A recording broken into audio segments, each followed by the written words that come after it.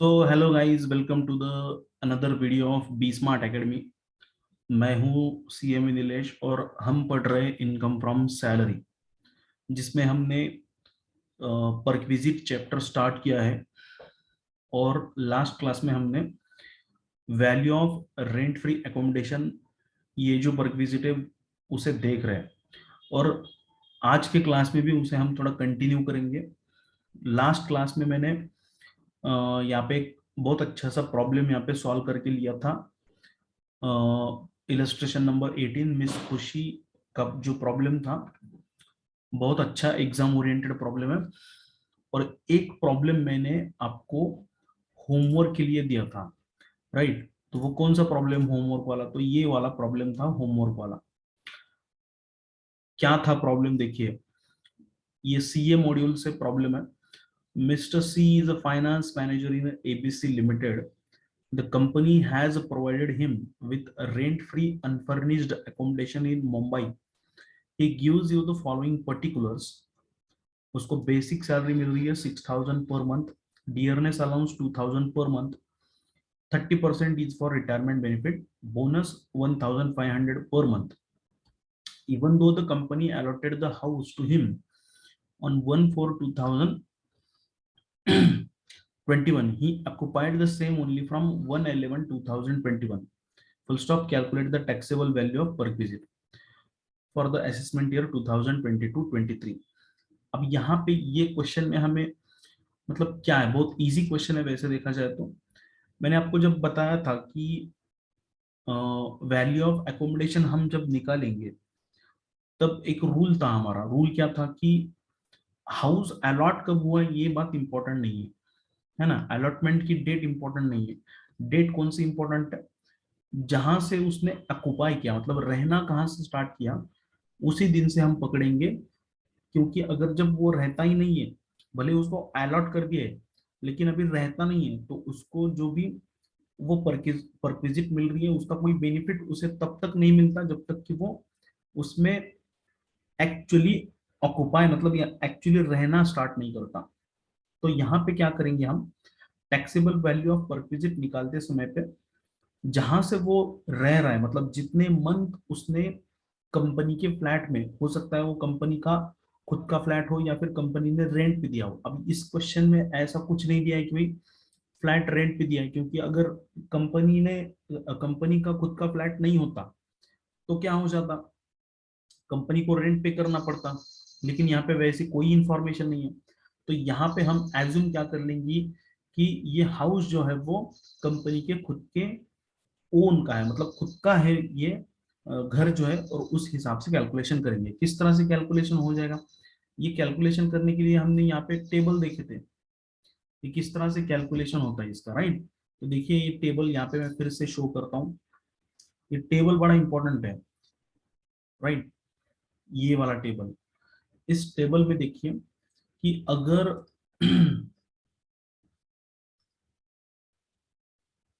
हाँ, देख लीजिए।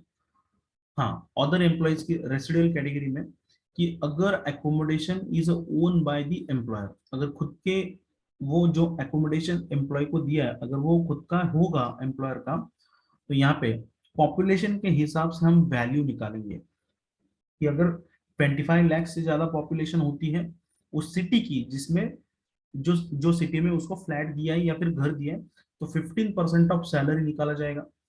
और कब से निकाला जाएगा? For the period during which employee occupied the said building, right? कितने दिन के लिए वो रहता था, कितने दिन का बेनिफिट, कितने मंथ का बेनिफिट उसको मिला, ये हमें यहाँ पे देखना पड़ेगा। फिर बाद में अगर 10 लाख से ज्यादा है बट 25 लाख से कम पॉपुलेशन है तो 10% ऑफ सैलरी लिया जाएगा। और एनी अदर सिटी होगा तो 7.5% ऑफ सैलरी लिया जाएगा। अब सैलरी यहाँ पे क्या लेना है? तो फिर से वही बेसिक लेना है, डियरनेस अलाउंस ऑब्लिक डियरनेस पे, if form part of the retirement benefit. DA को कब लेना है हमें? अगर वो रिटायरमेंट बेनिफिट का पार्ट होगा तभी लेना है। अब इस क्वेश्चन में देखिए, डीए कितना पार्ट बोला है? Form part. 30% DA is the form part of retirement benefit बोला है, मतलब पूरा डीए यहाँ पे हमें नहीं लेना है। तो जो भी कैलकुलेशन होगा उसका 30% हमें डीए हमारे कैलकुलेशन के लिए लेना है। तो चलते हैं, हम यहाँ पे कैलकुलेशन शुरू करते हैं, राइट?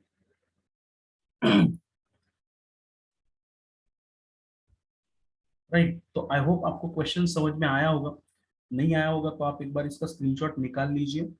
देखिए, एकोमोडेशन प्रोवाइड किया है, तो हमें यहाँ पे क्या लेना है, तो वैल्यू ऑफ एकोमोडेशन क्या हो जाएगी, तो यहाँ पे वैल्यू ऑफ एकोमोडेशन सिंपल हो जाएगी 15% ऑफ सैलरी। तो यहाँ पे मैं लिख देता हूँ नंबर 1 करके।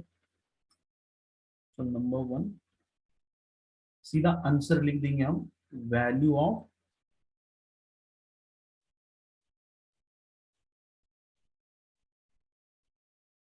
रेंट फ्री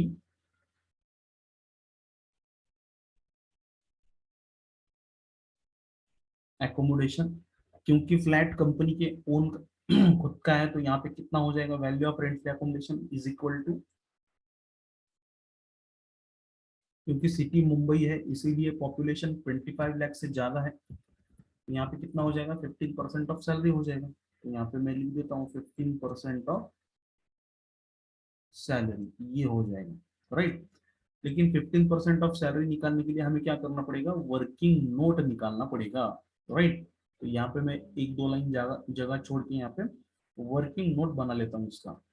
वर्किंग नोट में हम क्या बनाएंगे, वर्किंग नोट में हमें सैलरी निकालना है, salary for valuation of rent free accommodation, right. तो यहाँ पे सैलरी लेंगे, तो सैलरी में क्या आ जाएगा, तो पूरा कैलकुलेशन हम करके लेते हैं। तो बेसिक, बेसिक कितना मिल रहा है इस बेचारे को, बेसिक मिल रहा है 6000 पर मंथ। अच्छा, यहाँ पे देख लीजिए आप, even though the company allotted the house to him on 1/4/2021, house allot कर दिया, अलॉट कर दिया मतलब उसको बोल दिया कि भाई तू 1 अप्रैल से जाके रह सकता है वहां पे, लेकिन उसने रहना कब स्टार्ट किया, एक्चुअल रहना स्टार्ट किया था उसने 1/11 को, मतलब 1 नवंबर से स्टार्ट किया, तो मतलब नवंबर, दिसंबर, जनवरी, फरवरी और मार्च, वो सिर्फ 5 महीने कंपनी की हाउस में रहा इस प्रीवियस ईयर में। अगले प्रीवियस ईयर में बाद में देखा जाएगा, इस प्रीवियस ईयर में कितना रहा वो, इस प्रीवियस ईयर में रहा वो 5 महीने, तो हम यहाँ पे सैलरी भी सिर्फ 5 महीने के लिए लेंगे। यहाँ पे सैलरी ले लेता हूँ मैं, बेसिक 6000, 6000 मल्टीप्लाई बाय 5 मंथ्स ले लेता हूँ यहाँ पे, क्योंकि उसने 5 महीना ही रहा उसमें। तो 6000 मल्टीप्लाई बाय 5 कितना होता है, 30,000 हो गया। फिर बाद में डीए लिया जाएगा, डीए कितना मिल रहा है उसको, डीए मिल रहा है 2000 पर मंथ, तो यहाँ पे मैं 2000 पर मंथ ले लूंगा, मल्टीप्लाई बाय 5। लेकिन इसमें से भी सिर्फ 30% अपने काम की चीज है ना, 30% इसको रिटायरमेंट बेनिफिट बोला है। तो यहाँ पे 2000 मल्टीप्लाई बाय 5 मल्टीप्लाई बाय 30%, तो 30% मतलब यहाँ पे सिर्फ 3000 ही हमें लेना पड़ेगा। फिर बाद में उसको क्या मिल रहा है, बोनस मिल रहा है 1500 रुपीज पर मंथ। तो सबको 5 मंथ्स पे कन्वर्ट करेंगे अपन, तो यहाँ पे बोनस ले लेंगे, bonus 1500 multiply by 5, so 1500 multiply by 5 हो जाएगा हमारा 7500। एनी अदर अलाउंस, कुछ अलाउंसेस है क्या, बस बाकी कुछ नहीं है, अलाउंसेस नहीं है। यहाँ पे मैं इसका सम कर दूंगा सीधा सीधा, इसका टोटल सैलरी कितना हो जाएगा,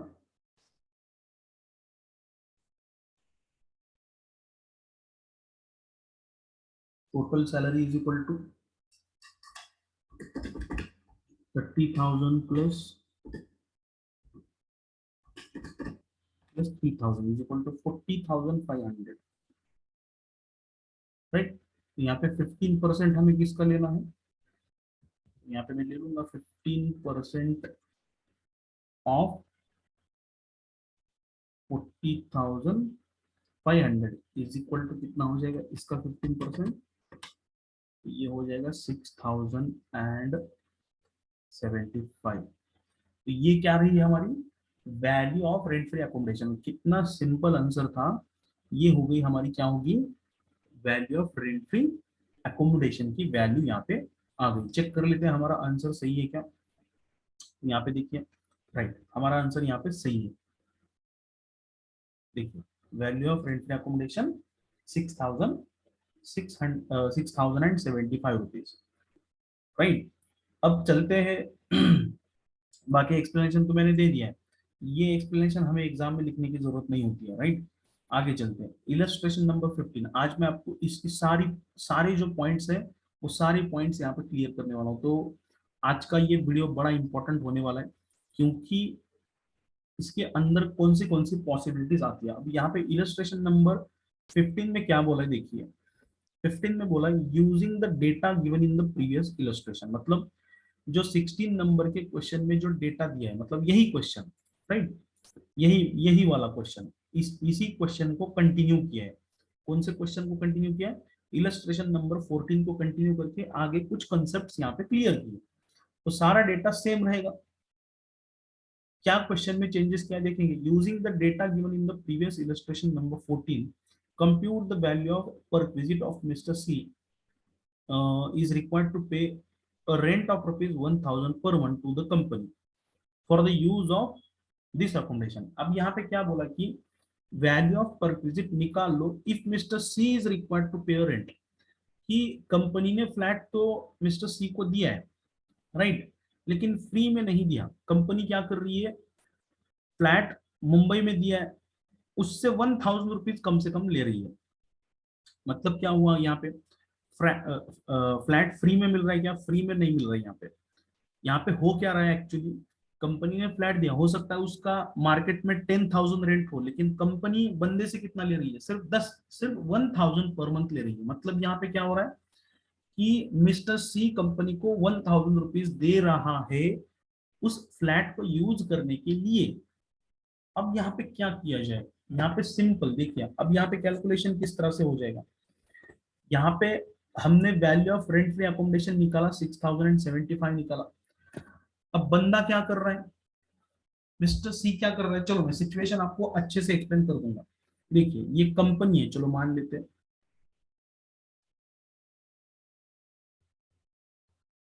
कंपनी ने क्या किया था। कंपनी ने मिस्टर सी को एक फ्लैट दिया था, है ना। क्या दिया था? हाउस दिया था, फ्लैट दिया था, चलो फ्लैट ही बोल देता हूँ, मुंबई में तो हाउस होता नहीं। फ्लैट दिया था। पहली वाली केस में क्या था, पूरा का पूरा फ्लैट फ्री में दिया था, रहने के लिए कोई रेंट देने की जरूरत नहीं है। ये पहली वाली सिचुएशन। अब सेकंड वाली सिचुएशन में क्या हो रहा है, उस फ्लैट को यूज करने के लिए, उस फ्लैट को यूज करने के लिए कंपनी मिस्टर सी से क्या कर रही है, चार्ज कर रही है। क्या कर रही है? चार्ज कर रही है। कितना चार्ज कर रही है? ₹1000 पर मंथ। ₹1000 पर मंथ, बड़ा इंपॉर्टेंट है ये पॉइंट, है ना। मिस्टर सी क्या कर रहा है, उस फ्लैट को यूज करने के लिए 1000 पर मंथ के हिसाब से रेंट पे कर रहा है। हो सकता है इस फ्लैट का ओरिजिनल रेंट 10,000 हो, हमें उससे कुछ लेना देना नहीं है। बस सी ने कितना दिया ये बात इंपॉर्टेंट है। तो सेकंड केस में आंसर हमारा क्या हो जाएगा, तो यहाँ पे सेकंड केस में मैं यहाँ पे आंसर आपको बोल देता हूँ क्या है। तो ये सेकंड वाला question, value of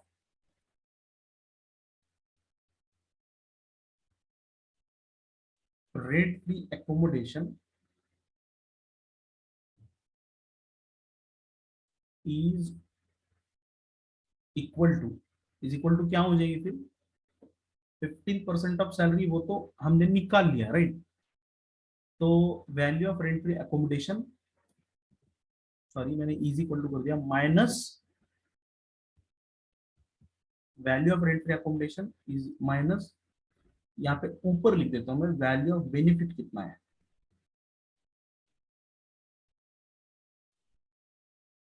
value of benefit मतलब मिस्टर सी को कितना बेनिफिट हुआ, ये निकाल लेंगे हम। तो value of rent free accommodation minus, यहाँ पे माइनस का साइन लगा लेता हूँ, minus rent recovered recovered oblique paid by mister C, है ना। वैल्यू ऑफ टू और बाय मिस्टर सी, मतलब रिकवर, चलो रिकवर वर्ड निकाल ही लेता हूँ, value of rent recovered paid निकाल लेता हूँ वर्ड में यहाँ से, recovered by mister C, from mister C बोलेंगे यहाँ पे। चलो, rent recovered from mister C, C ने कितना रेंट दिया था। अब value of rent free accommodation तो हमने निकाल लिया था, कितना है यहाँ पे मैं लिख देता हूँ, वैल्यू ऑफ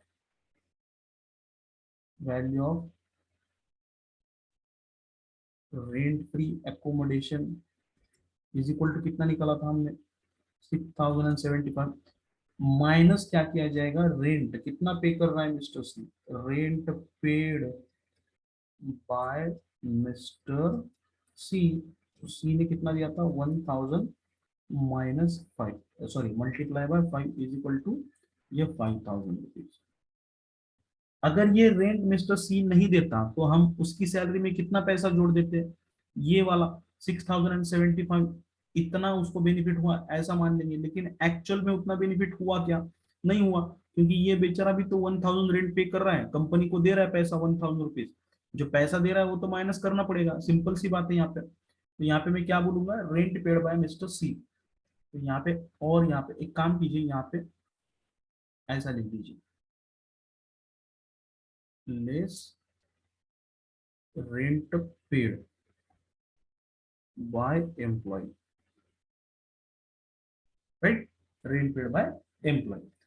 तो अगर वो रेंट पे नहीं करता तो हम ये वाली वैल्यू उसकी सैलरी में ऐड करते हैं, और अगर रेंट पे कर रहा है तो जितना रेंट पे किया उसने वो माइनस कर देंगे, और बाकी का जो पार्ट होगा वो उसका बेनिफिट माना जाएगा। तो बाकी का पार्ट कितना रहा यहाँ पे देखिए, तो यहाँ पे वैल्यू ऑफ बेनिफिट या फिर परक्विजिट बोल सकते हैं अपन, सो वैल्यू ऑफ परक्विजिट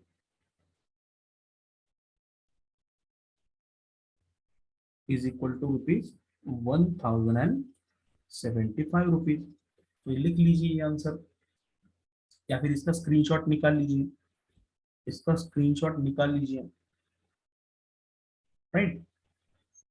तो सेकंड केस में क्या हो गया यहाँ पे, value of benefit oblique perquisite, value of rent free accommodation minus rent paid by employee, employee ने कितना रेंट पे किया है, क्योंकि अगर एम्प्लॉय 5000 रुपीज रेंट पे कर रहा है तो उसको बेनिफिट कितना हो रहा है, सिर्फ 1075 रुपीज का बेनिफिट कर रहा है। अगर मैं सिंपल वाला लॉजिक देता हूँ, अगर मैं आपको कुछ फ्री में देता हूँ तो पूरा ऐड हो जाएगा, है ना। किसी फ्लैट की वैल्यू अगर 6075 है, जो अगर चीज मैं आपको फ्री में दे देता हूँ, सिंपल वाला एग्जांपल ले लेते हैं, मान लीजिए 100 रुपीज वाली एक चीज है ना, एक गुड्स है, मैं आपको वो फ्री में दे दूं तो आपको कितना बेनिफिट हुआ, आपको 100 रुपीज का बेनिफिट हुआ। और अगर मैं 100 रुपीज की चीज आपको 50 में दे दूं, मतलब 50 आपसे रिकवर कर रहा हूँ, तो आपका बेनिफिट कितना हुआ, सिर्फ 50 हुआ। तो ये प्रिंसिपल के ऊपर ये अपना सवाल डिपेंडेंट था। आई होप यू अंडरस्टूड, आपने स्क्रीनशॉट निकाल लिया होगा। अब चलते और, है ना, इतना सारा लंबा एक्सप्लेनेशन दिया है, ये सारा लंबा एक्सप्लेनेशन देने की जरूरत नहीं है। तो यहाँ पे कैसे किया है देखो, ये वाला calculation, value of rent free unfurnished accommodation हो गई 6075, less rent paid by the employee 1000 multiply by 5 5000, so perquisite value of unfurnished accommodation given at a concessional rent, इसे क्या बोला जाएगा, फ्लैट कंसेशनल रेंट में दे दिया था ऐसा बोला जाएगा, और उस हिसाब से परक्विजिट का वैल्यू निकाला जाएगा। अब चलते हैं इलस्ट्रेशन नंबर 16, इसको जोड़ के ही है illustration, using the data given in illustration number 14, data वही रहेगा, कौन सा वाला, ये वाला डेटा वही रहेगा। ये मिस्टर सी फाइनेंस मैनेजर है, उसको बेसिक सैलरी डीएमएस अलाउंस और फ्लैट रहने के लिए दे दिया है ना। अब 1000 मल्टीप्लाई बाय 5 क्यों किया हमने, क्योंकि वो नवंबर से ही स्टार्ट किया था रहने के लिए, ये तो समझा होगा आप लोगों को, राइट। अब क्वेश्चन नंबर 16 में क्या बोला, using the data given in the illustration number 14, compute the value of perquisite if ABC Limited has taken this accommodation on a lease rent of 1200 per month। अब यहाँ पे देखो, कंपनी ने क्या कर दिया है, कंपनी ने 1200 पर मंथ के हिसाब से वो जो फ्लैट था जो मिस्टर सी को दिया है वो रेंट पे लिया है। सिचुएशन को मैं एक्सप्लेन कर लेता हूँ। सबसे पहले थर्ड केस में क्या हुआ, देखिए थर्ड केस में क्या हो रहा है, इन्होंने क्या चेंजेस किया क्वेश्चन में, देखिए थर्ड वाला केस ले लेता हूँ। यहाँ पे क्या हो रहा है, ये कंपनी है मान लीजिए, कंपनी क्या कर रही है, मिस्टर सी को, है ना, एक फ्लैट दे रही है, घर दिया कंपनी ने इसको, क्या दिया, चलो मैं घर का यहाँ पे,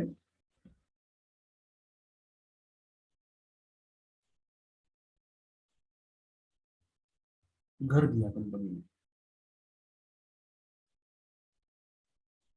राइट।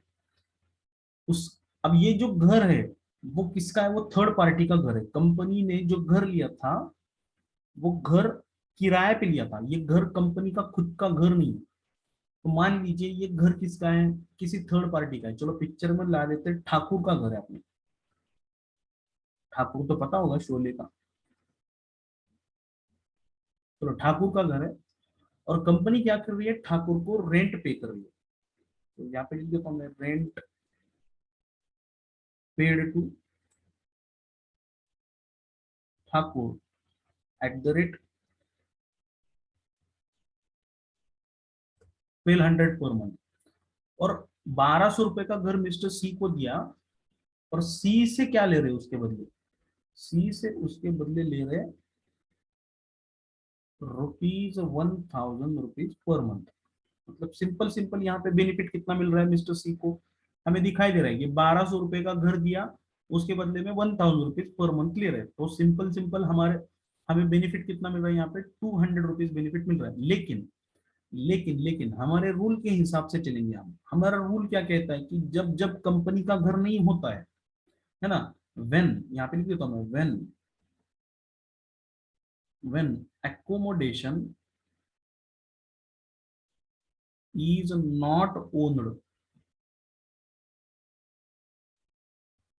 by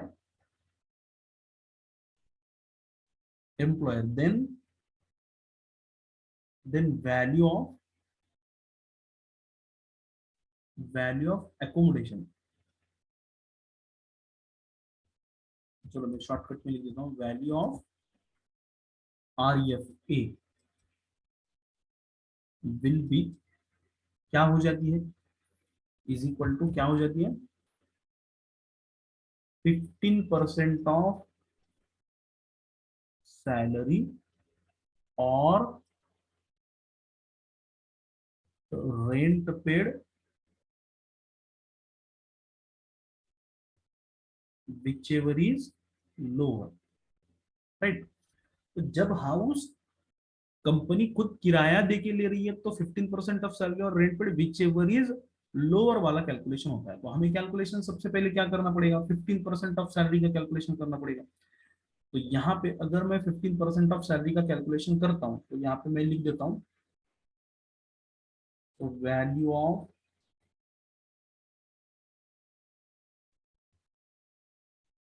पर विजिट इज इक्वल टू,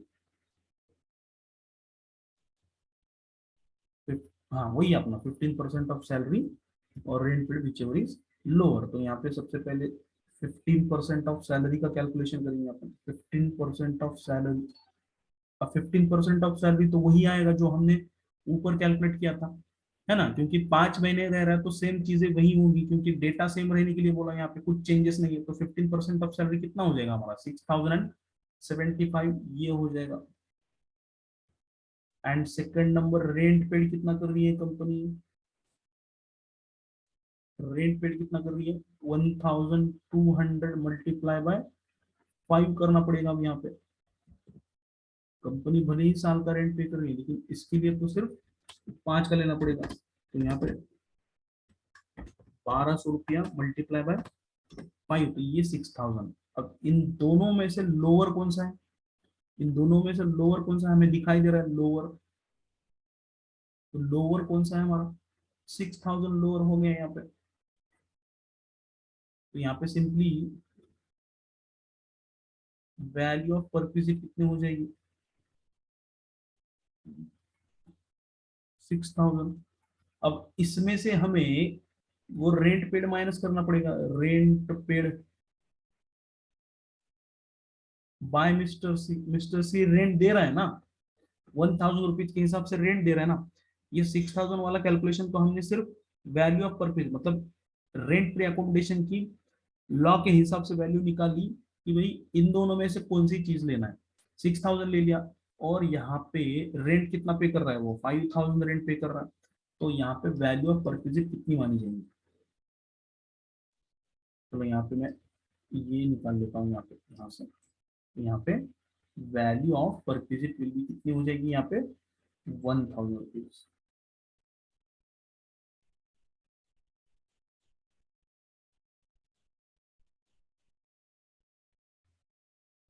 इतनी वैल्यू हो जाएगी, राइट।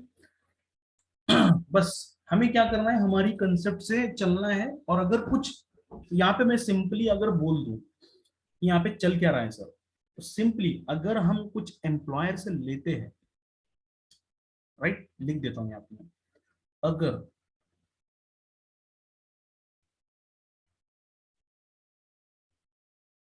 चलो मैसेज वाली लैंग्वेज में लिखते हैं, है ना।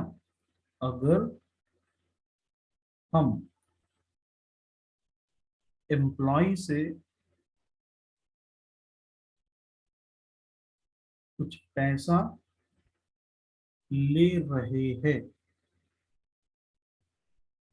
ले रहे हैं, तो उसे क्या करना है, तो उसे डिडक्ट कर दो, राइट। और बाकी की जो वैल्यू होगी वो क्या हो जाएगी, हमारी परक्विजिट हो जाएगी। और अगर हम एम्प्लॉय से कुछ ले रहे हैं तो उसे value of rent free accommodation eight a concessional rent बोला जाएगा। क्या बोला जाएगा? Concessional rent. यहाँ पे पूरी तरह से हमें कुछ फ्री मिल रहा है क्या? पूरी तरह से फ्री नहीं मिल रहा है। कंपनी भले हमें 1200 रुपया पर मंथ के हिसाब से दे रही है, लेकिन हमारे पास से भी तो 1000 ले रही है। चलो अब अगर मैं खुद इस क्वेश्चन में थोड़ा चेंजेस कर दूं तो आंसर क्या बनेगा? चलो मान लेते हैं कि रेंट पेड टू ठाकुर 1200 रुपये नहीं है, रेंट पेड टू ठाकुर चलो मान लेते हैं हम 6000 रुपीज पर एनम के हिसाब से, 6000 rupees per, sorry 6000 rupees per month के हिसाब से। तो ये वाला आपको होमवर्क रहेगा, आप होमवर्क कर लीजिए कि रेंट पेड अगर ठाकुर को रेंट पे किया तो 6000 रुपीज पर मंथ के हिसाब से कंपनी रेंट पे कर रही है, और आपसे सिर्फ 1000 ले रही है। आपसे कितना ले रही है? सिर्फ 1000 ले रही है। तो आंसर क्या हो जाएगा? तो सिंपल हो जाएगा आंसर। सबसे पहले क्या निकालेंगे? 15% ऑफ सैलरी। रेंट पेड कितना हो जाएगा? रेंट पेड चलो इधर ही सॉल्व कर लेते हैं। रेंट पेड कितना हो जाएगा यहाँ पे? 6000 मल्टीप्लाई बाय 5, तो यहाँ पे 30,000 हो जाएगा। लेकिन इन दोनों में से छोटा लेना है हमें, इन दोनों से छोटा तो 6075। तो यहाँ पे वैल्यू ऑफ रेंट अकोमोडेशन कितनी हो जाएगी? 1075 हो जाएगी, राइट। तो क्वेश्चन में चेंजेस कुछ भी हो सकते हैं, राइट। अब चलते हैं आगे, चलते हैं। आई होप यू अंडरस्टूड मैंने क्या क्या सिखाया, राइट। तो ये क्वेश्चन था यूजिंग द डेटा, ये वाला क्वेश्चन अभी हमने सॉल्व किया। तो ये बात इंपॉर्टेंट रखना कि एम्प्लॉय से कुछ मिल रहा है कि नहीं। तो एग्जाम में हो सकता है आपको कंफ्यूजन हो जाए, तो कंसेशनल रेंट हो सकता है, राइट। तो यहाँ पे देखिए ये कैलकुलेशन का आंसर यहाँ पे निकाल के दिया इन लोगों ने। बड़ा लंबा डिस्कशन किया है, वो डिस्कशन पढ़ने की जरूरत नहीं है हमें, राइट। सिंपली हम क्या करेंगे, यहाँ पे कैलकुलेशन करेंगे। अब चलते हैं आगे। 17 नंबर के क्वेश्चन में इन लोगों ने क्या दिया है वो देखते हैं। 17 नंबर के क्वेश्चन में क्या बोलते हैं ये लोग, देखिए। Using the data given in the illustration number, बोलते हैं कि वही डेटा रखो। सिर्फ यहाँ पे ये कंसेप्ट बिल्डिंग के क्वेश्चन है, ये समझ लो आप। डेटा वही रखो। बोलते हैं compute the value of perquisite if ABC limited has provided a television. अच्छा चलो ठीक है, टेलीविजन का साथ में ये कंसेप्ट होने के बाद हम देख लेते हैं। आई होप यहाँ तक आपकी कंसेप्ट, कम से कम इलस्ट्रेशन नंबर 16 तक तो आपकी कंसेप्ट यहाँ पे क्लियर हो चुकी होंगी, राइट। इससे ज्यादा यहाँ पे इसको ज्यादा समय देने की जरूरत नहीं है, बस इतना कंसेप्ट। इससे ज्यादा इसमें कुछ यहाँ पे आने वाला नहीं है। हार्डेस्ट क्वेश्चन मतलब जितना हार्ड क्वेश्चन आना चाहिए था, ये क्वेश्चन तो हमने कल सॉल्व कर लिया था, है ना। ये पुरुलिया वाला, ये क्वेश्चन बड़ा मजेदार क्वेश्चन था, ये वाला क्वेश्चन पुरुलिया वाला। ये क्वेश्चन एक बार जरूर देखना आप लोग। हो सकता है आपका प्रिपरेशन हो चुका होगा, लेकिन ये क्वेश्चन एक बार जरूर इसका प्रैक्टिस कर लेना, आपको जरूर ये बेनिफिट दे देगा, राइट। तो ये यहाँ तक का कैलकुलेशन, यहाँ तक की कंसेप्ट हमने क्लियर कर दी। अब मैं जाने वाला हूँ यहाँ पे नेक्स्ट कंसेप्ट के ऊपर। हमारी नेक्स्ट कंसेप्ट क्या है? हाँ, ये कंसेशनल रेंट वाला भी यहाँ पे हो गया। चलो आगे चलते हैं। हाँ, value of rent free furnished accommodation. अब तक हम क्या देख रहे थे? ठीक है, नाम में कंफ्यूज मत होना।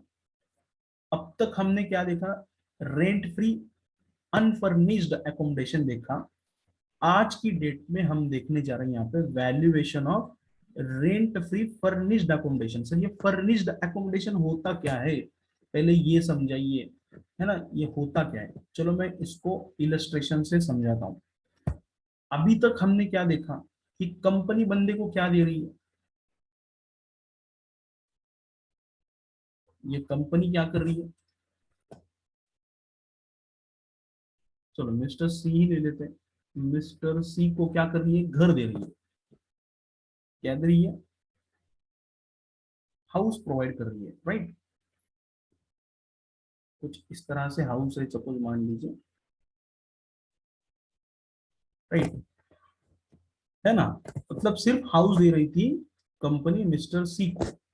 अब यहाँ पे हाउस तो दे रही है, और वो कौन सा हाउस है? अनफर्निश्ड हाउस है। अनफर्निश्ड का मतलब क्या होता है सर? अनफर्निश्ड का मतलब होता है बेटा, उसमें कुछ चीजें नहीं है, सिर्फ घर दे रही है, खाली दीवारें हैं उसमें, कोई मतलब सिर्फ स्ट्रक्चर है, कलर वलर का काम हो चुका है, बाकी सामान आप लोगों को खुद से लाना है और वहां पे जाके रहना है। अब कुछ कुछ एम्प्लॉयज इतने ज्यादा इंपॉर्टेंट होते हैं, या फिर इतनी ज्यादा बड़ी पोजीशन पे होती है कि उनको खुश करने के लिए कंपनी क्या करती है? घर तो दे रही है, लेकिन घर के अंदर का सामान भी दे रही है। क्या क्या दे रही है सर? कुछ भी दे सकते हैं। चलो, ये गैस दे रही है, वॉशिंग मशीन दे दिया, फ्रिज दे दिया, कूलर दे दिया, या फिर एसी लगवा दिया घर के अंदर, अच्छा खासा सोफा सेट बनवा दिया, टेबल है, चेयर है, सोने के लिए बेड भी दे दिया कंपनी ने, है ना। सारी एमेनिटीज है अंदर। आपको क्या करना है? आपका सामान लेके जाना है क्या वहां पे? नहीं, आपको कुछ सामान लेके जाने की जरूरत नहीं है, आप बस अपने कपड़े लेके जाओ। कपड़े तो खुद से लेके जाएंगे आप लोग, कपड़े नहीं देंगे कंपनी, हाँ। तो यहाँ पे कपड़े लेके जाएंगे आप खुद से, है ना। बाकी जो इंपॉर्टेंट चीजें होती है वो लेके जाएंगे, खाना बनाने का सामान लेके जाएंगे, बाकी सारी चीजें यहाँ पे ऑलरेडी मौजूद है। ऑलरेडी क्या है? मौजूद है। तो ये फ्लैट को क्या बोलेंगे अपन? वेल फर्निश्ड है। फर्निश्ड मतलब उसमें ऑलरेडी फर्नीचर का काम भी हो चुका है, आपको कुछ लेने की जरूरत नहीं है। इससे पहले वाली सिचुएशन में हम क्या देख रहे थे? इससे पहले वाली सिचुएशन में देख रहे थे कि कंपनी सिर्फ घर दे रही है। अब कंपनी घर के साथ साथ क्या दे रही है? तो यहाँ पे मैं बोलता हूं, यहाँ पे एकोमोडेशन। एकोमोडेशन प्लस फर्नीचर भी कंपनी उसमें दे रही है, तो इसे क्या बोला जाएगा? फर्निश्ड फ्लैट बोला जाएगा, वेल फर्निश्ड। ये कौन सा फ्लैट हो गया? Furnished flat. और अगर कंपनी सिर्फ एकोमोडेशन दे रही है तो उसे क्या बोला जाता है? अनफर्निश्ड,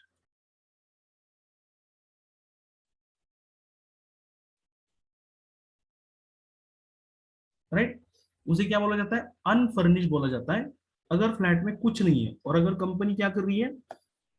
साथ में फर्नीचर भी दे रही है, तो उसे क्या बोला जाता है? फर्निश्ड फ्लैट बोला जाता है। आ गया समझ में आप लोगों को? राइट। अब देखिए, तो इसका वैल्यूएशन कैसे करेंगे सर? इसका वैल्यूएशन करना तो कठिन है, कुछ कठिन नहीं है। देखिए, सिंपल सिंपल आप दिमाग में रख लो कि जब जब भी कंपनी फर्निश्ड फ्लैट देती है, मतलब फर्नीचर के साथ फ्लैट देगी, तो दोनों की वैल्यू अलग अलग तरीके से हमें निकालना है, राइट। दोनों की वैल्यू हमें क्या करना है? अलग अलग तरीके से निकालना है। सर कैसे निकालना है? एकोमोडेशन की वैल्यू तो हम हमारे पहले वाले हिसाब से निकालेंगे, राइट।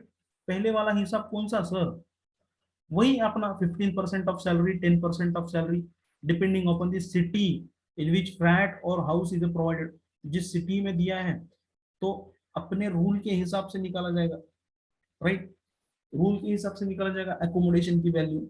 और फर्नीचर की जो वैल्यू होगी वो अब आज की क्लास में हम सीखेंगे कि फर्नीचर की वैल्यू कैसे निकालना है। वो उसकी वैल्यू निकाल लेंगे, उसकी वैल्यू निकाल लेंगे और इन दोनों की वैल्यू को जोड़ देंगे, राइट। तो यहाँ पे मैं सिंपली बोल देता हूं value of accommodation, right. Value of accommodation कैसे निकालेंगे, अपने रूल के हिसाब से, plus value of furniture,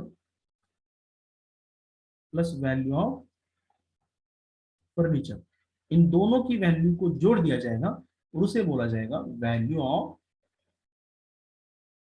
unfurnished, sorry furnished flat, furnished accommodation, value of rent free furnished accommodation. क्या बोला जाएगा, value of rent free furnished accommodation बोला जाएगा, राइट। तो ये हो गया value of rent free furnished accommodation. तो फटाफट देख लेते हैं रूल क्या क्या है और रूल के हिसाब से देख लेते हैं value of rent free unfurnished accommodation. I hope आपको यहाँ पे क्लियर हो गया होगा कंसेप्ट क्या है। यहाँ पे सिंपल देखिए, furnished accommodation means accommodation plus furniture. Value of furnished accommodation is equal to value of accommodation plus value of furniture. अब वैल्यू ऑफ एकोमोडेशन कैसे निकालना है ये तो हमने ऊपर देख लिया था। So valuation of accommodation as discussed above, उसी हिसाब से वैल्यू निकालेंगे एकोमोडेशन की। घर की वैल्यू अलग निकालेंगे, फर्नीचर की वैल्यू अलग निकालेंगे। अब फर्नीचर की वैल्यू कैसे निकालेंगे सर, किस तरह से वैल्यू निकालेंगे, मतलब फ्रिज की क्या वैल्यू निकालेंगे, है ना, दीवान जो भी सोने के लिए बेड होता है उसकी वैल्यू क्या निकालेंगे, सब सब सब इनकम टैक्स सब बता देगा आपको, टेंशन मत लीजिए आप। क्या बोलते हैं देखो, इसमें दो चीजें हो सकती है। एक तो जो फर्नीचर दिया है वो एम्प्लॉयर का खुद का फर्नीचर है, मतलब उसका उसने परचेस किया हुआ फर्नीचर है, खुद का फर्नीचर है, या फिर एम्प्लॉयर ने उसको रेंट पे लिया होगा। वैसे फर्नीचर कोई रेंट पे नहीं लेता, फिर भी यहाँ पे बोला गया है कि अगर फर्नीचर एम्प्लॉयर का खुद का फर्नीचर है, उसने परचेस किया है, या फिर एम्प्लॉयर ने वो रेंट पे लेके आपको दे दिया, दो सिचुएशन हो सकती है। तो पहली वाली सिचुएशन में क्या बोला कि अगर एम्प्लॉयर का फर्नीचर खुद का होगा तो 10% of the original cost of the furniture हमारी वैल्यू रहेगी। मतलब सिंपली डिप्रिसिएशन माना है। मान लीजिए 1 लाख रुपीज का फ्रिज था, तो कितनी वैल्यू मानी जाएगी, आपको 1 लाख रुपीज का फ्रिज किस कंपनी ने दे दिया आपको यूज करने के लिए, तो आपको उसमें से बेनिफिट कितना मिला, कंपनी क्या बोल रही है बेनिफिट मिला, इनकम टैक्स बोल रहा है 10%। 10% यानी कितना, 1 लाख का 10% हो जाएगा 10,000। तो ये क्या माना जाएगा, आपको इतना बेनिफिट मिला, सिंपली यहाँ पे डिप्रिसिएशन की वैल्यू को ऐड कर दिया, राइट। तो 10,000 रुपीज आपका बेनिफिट हुआ। और सपोज मान लो रेंट की वैल्यू आपकी फर्निश की इतनी हो गई थी 5,000, तो 5,000 प्लस 10,000 इज इक्वल टू 15,000 आपको बेनिफिट मिला, ऐसा माना जाएगा। तो आज के लिए आज की क्लास में बस यही रुकते हैं। बाकी की क्लास में इससे इससे रिलेटेड और डिस्कस करेंगे। तब तक आप जितना पार्ट हुआ है उसका रिवाइज यहाँ पे कर लीजिए, राइट।